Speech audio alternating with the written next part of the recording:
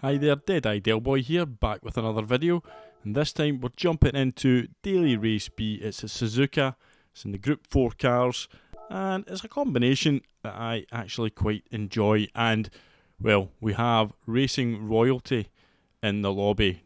We have not got just Barrier, we've got Sir Barrier, and he's asking me, well, he's wishing me a good race, so thank you very much to Sir Barrier. Hopefully, though, we don't meet Barrier in this race. Now, we can see here we've got a bit of an interesting mix. This is on my second account, which I'm currently trying to rank back up to A+.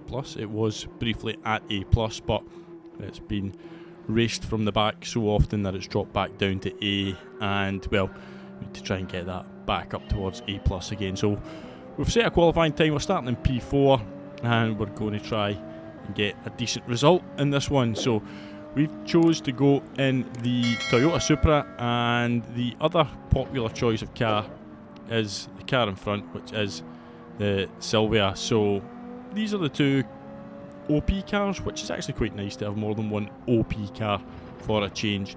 In Group 4, the physics, the handling of the cars does feel a little different now since the update.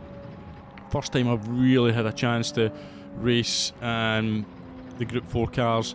You can definitely feel there's the potential to spin them out a little bit more.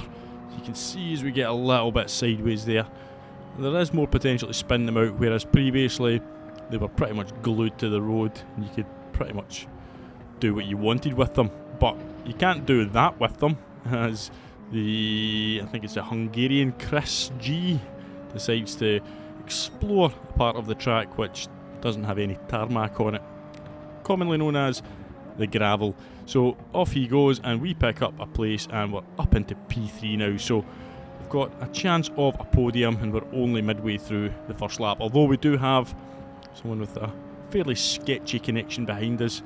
They're driving the McLaren, and again, another car which is fairly competitive this week round Daily Race B. So definitely positive signs coming from the game that we're going to have a bit more of a balance to Group 4. And it's not just going to be FF dominated as previously was the case. So, coming down the straight, heading for 130R for the first time. Not exactly sure at this point how fast to take this, because it's certainly not flat out. So we're off the accelerator, a little dab on the brakes, managed to keep it on the track. Unlike Sir Barrier, who picks up a little half a second penalty for his quite horrendous, horrific cheating there. Just a little joke there. Half a second penalty though, yep. And let's not have the penalty glitch being used, hopefully, as it's commonly being exploited at the moment. To be honest with you, I don't really care if he uses it or not. It's not something that I think about or can even be bothered doing. So yeah, I think that's a bit of a much ado about nothing at the moment, but hey ho, each to their own. Not something I'll be partaking in, let's just say. But however, I do not mind if someone does it, it's up to them. Anyway, round Sector 1, a familiar sector for me. This is one of the tracks I kind of started, I think it was actually the first race I ever competed in on GT Sport. It was in the Group 4 cars around here, and I just got into the flow of Sector 1, and I really actually love Suzuka as a track, so I was keen to do it this week. You can see here, we can just run a little bit wide there, and flooring it out the corner in third gear, and that should give us a nice little run up to the hairpin, which is probably the weakest point in the track for me. But we can see there, Sir Barrier has caught right up with the Portuguese, and he's really putting him under quite a bit of pressure now. So we've got an outside chance now of picking up maybe 2 places, because we're certainly going to pick up, by the looks of it, the place after the penalty is served, which is good news for us. So we just need to kind of stay nice and tight. I'm looking for Barrier to make a little send there, and he's got the run up the inside, and that's going to force the Portuguese driver a little bit wide, and we've now got side by side action happening here, which is perfect for us. So we're just going to sit here, pick up a load of slipstream, watch the penalty being served, off we go through and right up into the slipstream behind the Portuguese driver. So take 130R, pretty much perfectly, and we're all over the back end of him now as we go, thinking about an ambitious send round the outside though, but we let him know that we're there, in his wing mirror, big old Supra there for him, and here we are now heading across the line to begin lap 3 and setting the fastest lap of the race in the process, which was quite nice. Now, skipping forward into lap 4 again, we're on a fairly quick lap here. We go purple again, but we get to the hairpin. Now, I told you it was a particularly weak point for me, but it's an even weaker point for the Portuguese driver. Now, we then get the run up the outside. We're going to have to give him a little bit of space, but we get the move done, and all of a sudden, from P4, we find ourselves in P1, so unusually for me, moving forward quite efficiently, which, as I said, it's unusual. Normally I'm kind of fighting off people behind me, or, well, just picking up places through mistakes of others, which I kind of have in this race so far, but I'm not going to complain. But we're going to head down to 130R for the penultimate time. We're going to be slightly defensive before moving over again on the quickest lap of the race. A little dab there in the brakes. We're going to run a little bit wider this time, but we managed to keep it on the curb, which is fine. Hit the brakes, and off we go into the bus stop. A little bit deep, but pretty good overall, and powering out third gear. You can see in the radar though, the bottom right there, that the Portuguese driver is pretty much on us coming out of the bus stop, but we've got a little run, and we set the fastest lap again, which was pretty nice. So here we go though. I'm going to skip forward to the last run up to 130R, lap 5, the final lap, and you're going to see this for an ending. I run wide just when it looked like I had victory sewn up, so I go defensive. I'm making the corner, I'm going to force him round the outside, but we get punted from the rear. Not really sure what he was trying to do there, why he was right behind me, why he wasn't trying to go round me, because I was clearly holding the inside line. But that punt cost us the win, and in fact relegated us down to P3 now. I mean, I wasn't overly angry at the time, but you can see Sir Barrier noticed what had happened with the wow, and the Portuguese driver says he's sorry. Now, I then reply by not sorry enough to give the place back, but he had already left the lobby. In fact, he said sorry and immediately left the lobby, so that's always a surefire sign that somebody could be guilty. Well, that's my view anyway. But on we go, and we will move on. We're not going to let it affect us. We're just going to jump into the next race. You can see it's more or less the same lobby. We're starting P5 this time, as we've got a German on pole this time, but that's the only difference to the front of the grid. So we're going to try and hopefully go one better this time at least, and try and contend for the win. But we're going to have to try and get through some quick drivers, because Sir Barrier certainly got a bit of pace about him. We actually had the exact same qualifying time. He set his first, hence starting ahead of me.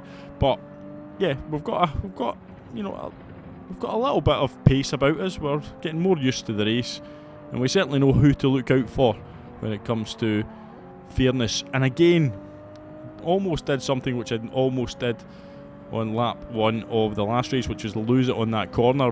We actually slid a bit more this time, and it gave the Silva a run on us, going round the right-hander there, and you can see Black Ninja has made the move, and he's got the job done. But there you go. That's how you race fairly. If you make a mistake, you give somebody the space, then that's all you can really ask for. If they try and battle it fairly, that's all good in my book. But we're down to P6 now, so not ideal, and we've got a bit of work to do now if we're going to move forward in this race. So you can see up ahead a couple of little battles going on. P1 and P2, they've kind of broke away from the pack. P3 and P4, they're having their own little battle, and we are trying to join them here in P5 and P6. We're going to get quite a good run out of Spoon, and we're going to come down to 130R, which I've noticed a lot of people in the Silva were actually having a little bit of trouble with. I don't know if maybe it understeers more than the Supra, I'm not sure, but you can see here that's exactly what's going to happen to Black Ninja, and you could see the Hungarian Chris up ahead had also the same issue. So I've made up the spot there by getting back past Black Ninja, and we're now back into the slipstream of who I would now consider a friend, Sir Barry R. It's always good to be friends with Barry R, that's what I would say anyway. But we're going to head now down into the... Well, in fact, we're going to skip forward in this race because Chris has just made a mistake similar to where he made a mistake in the last race and explored the gravel. Not quite as deadly this time, however, he does lose the position to both myself and Sir Barry R. So we're now up into P4. So we're actually, although we dropped down to P6 initially, by midway through lap 2, we've got ourselves forward in the race again and we're up to P4. However, if you can see, we're almost 5 seconds behind the leader. And basically, well, behind the lead 2 because they're kind of battling it out at the moment and breaking away from us. So I've kind of made the decision at this point that I'm not going to battle. I'm going to try and work with Sir Barry R to try and move forward, try and close that gap. It's actually a fairly long race, Daily Race B this week. 5 laps at Suzuka, 2 minute, 10, 11, 12 seconds for a lap. So over 10 minutes for the race, and that's actually, like I said, a fairly long race for Race B. I've seen some fairly short ones recently, but this is actually quite a good length of time. So you can see here, we're going to make it through the bus stop and we're closing the gap in, and like I said, I'm going to move over to the left quite early here just to signal my intention that I'm not interested in making any move, making any wild lunges at this point, and we're going to come round here, sector 1. We're actually going to set the fastest first sector of the lap, and you can see Sir Barry R just dipped our rear wheel onto the gravel there and he had to back out, and that was the chance that I took then just to make the move, because I could have sat behind and kind of tried to push him back along, but I felt at that point I then had the momentum, so best to just get the move done and see where it takes us. You can see we've managed to close the gap to the lead group. We're kind of 4.5 seconds behind now as opposed to almost 5 seconds, which is something at least, and hopefully all is not lost, because what we'd be hoping at this point is that they do have a little battle, and you can see by the end of lap 4 they started to trade blows as such. You can see the Portuguese driver has got himself in front, and basically in doing that we've managed to bring the gap right down now to, well, we're heading into the sort of 2-second category, and we set the quickest lap of the race by some margin, doing a 2:10.6, which is a lot quicker than my previous lap, so that helped bring down that gap to, like I said, under 3 seconds. In fact, we're at 2.5 second gap now, almost at this point, and although it's a final lap, we're still hopeful that the two of them, whilst kind of battling it out, will take their eye off the ball a little bit, and there's maybe something in it for us if we can just keep our nose clean and keep putting in the sectors that we've been putting in for the last couple of laps. As you can see coming round the right hander here, just got a tricky left hander. You've just got to watch that you don't go into power too early or too late, because you can either oversteer or run wide, so you've just got to be a little bit careful there. You can see here we're going to come round to the sweeping double right handers, take them quite nicely and head up to the hairpin, where hopefully, using that word quite a lot here, hopefully we're living in hope that we can get out of the hairpin and try and make a run up to Spoon and close that gap. Again, Suzuka, it's a really nice flow to the track once you get into it.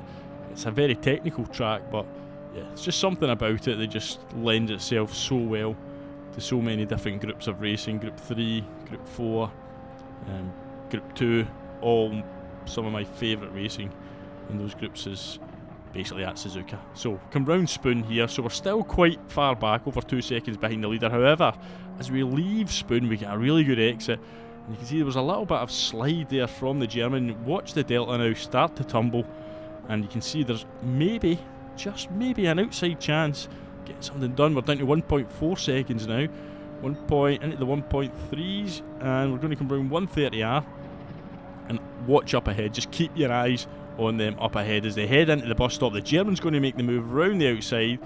Will the Portuguese driver give him the space? Not really, and they come together, but the Portuguese driver goes off track, and we're just going to trust the Ghost and drive right through him, hope for the best. You can hear the horn tooting for Sir Barry R in the background. I think that was just an acknowledgement that, well, we got our kind of rewards for our patience, and from the last race as well, where the Portuguese driver certainly, you know, well, there you go, massive karma, and I did say you love to see it. So yeah, I don't like to gloat very often, but that one did feel pretty good, so yeah, happy with that. But then, there you go. If you liked the video, I hope you enjoyed it and hit the like button. Maybe even subscribe to the channel, that would be a massive help. It's getting tough out there to pick up new subscribers, I'm not going to lie. The 7,000 subscriber mark was a goal at the start of the year. I don't think we're going to get anywhere near that, but if you want to help us out by subscribing, it would be very, very much appreciated. It really would. But yeah, thank you all for watching the video. I hope you're all having good fun out on there, well, out on the track, and keeping it clean. And yeah, we'll hopefully see you all for a live stream very, very, very soon. Perhaps even tomorrow, depending on when this video drops. But yeah, hopefully see you all in there, and see you in the next video, if not. Have a great day. Goodbye.